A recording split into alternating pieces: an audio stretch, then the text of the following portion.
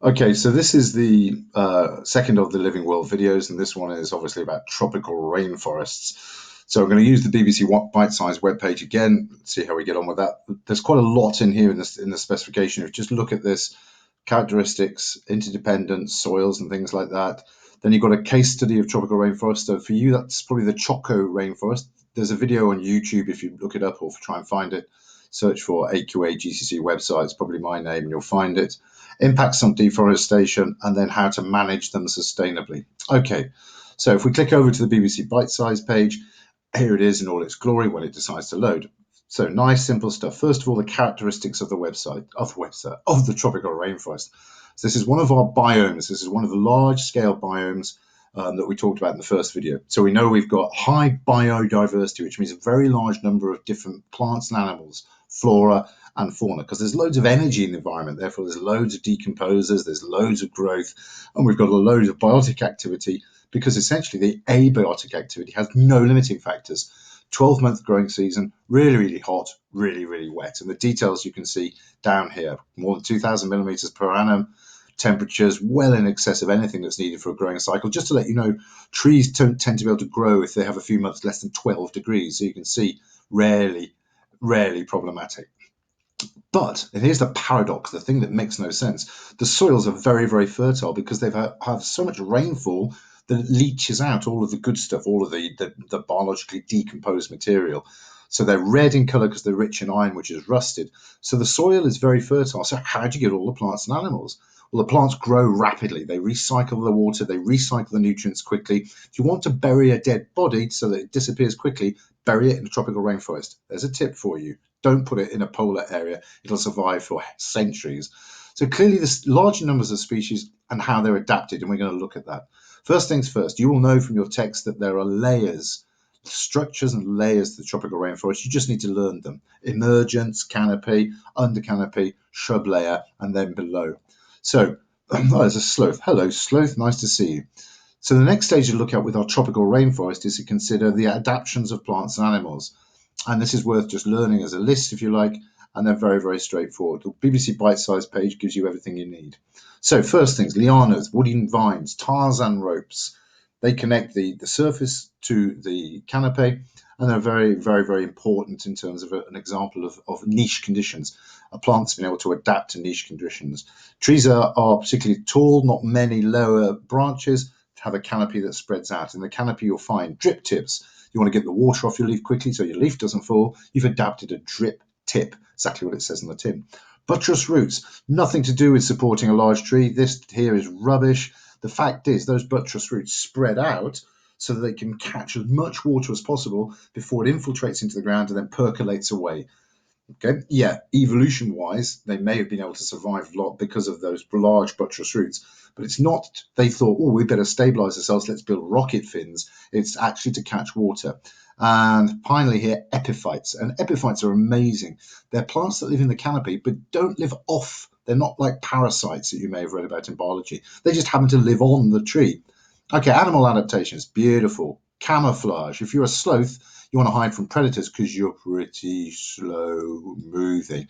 So you camouflage yourself in, helped by moss that grows under their fur.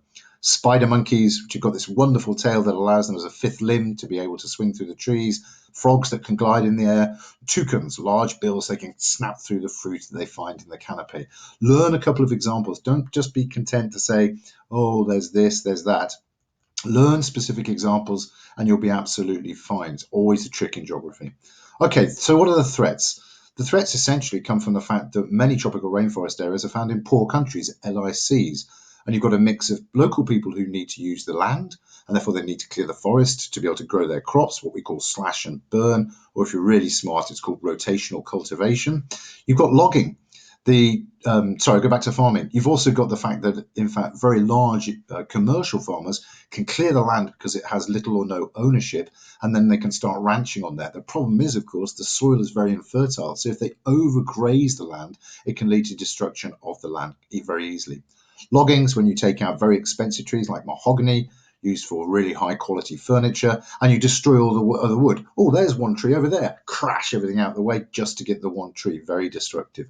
Mining. again, poor countries, particularly in South America, such as Brazil, if there is wonderful resource underneath the ground, then get in there, dig it up. And the Carajás is the largest of the area of the mines in the Amazon, which gets iron ore. Roads, of course, these countries want to develop, and therefore road building is very important. And once you build roads, people travel up them and take land either side. So you end up with this kind of fish herringbone idea where you've got a straight road and then you've got bits coming off, which is where people come and destroy the land. And population.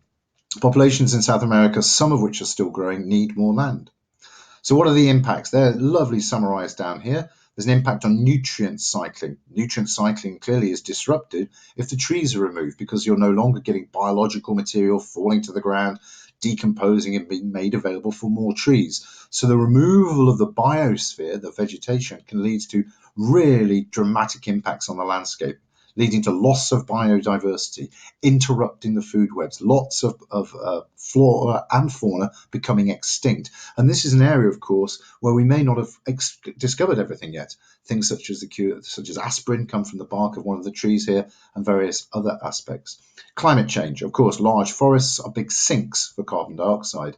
So the more forest, the greater the amount of photosynthesis, and photosynthesis, here we go again, H2O plus CO2 gives me tree, gives me glucose plus oxygen given out. So the more forest we have, the more carbon is taken out of the atmosphere. And therefore, in fact, there's a value beginning to be found for these forests where big companies around the world are able to offset the carbon they produce by trying to replant in areas of Amazonia or to buy up areas of Amazonia for their own sort of accounting purposes. But it means there's now beginning to be a value of unchopped down tropical rainforest. And that's becoming quite important. And in the end, though, if we're talking about LICs, who are we in the HICs to tell them they should not chop down the forest to stop them having a better quality of life? You think about that, that's probably one of the most important issues, that these people need these resources to be able to survive. And when you look at resource management, you'll come across that as well. And finally, in the BBC Bite-Size section, you'll get all of these things wrapped together to get towards one of the most important concepts in geography. So how do we manage the tropical rainforest? Well, we replant. Where you log, you replant. You educate people about the value of biodiversity. And in fact, this links to the one below. You educate them to the idea that, people will come and see pristine tropical rainforest as tourists. Therefore, you do your bit to keep the landscape fantastically, wonderfully biodiverse, and you'll probably get more money from people coming to visit ecotourism. And then finally, what I've just been talking about, international agreements, where international companies and countries will deliberately pay for the rainforest to be kept where it is so that it is offsetting their business's carbon footprints. You'll have a case study of the Choco rainforest, which you can find elsewhere. There's a video, but here is a quick one from Malaysia about the idea of selective management. And the idea here is to make sure you can understand about sustainable management of the forests. The idea that the forests have value as they are, and therefore we should try to sustain them, not do all of those things that have led to them being destroyed.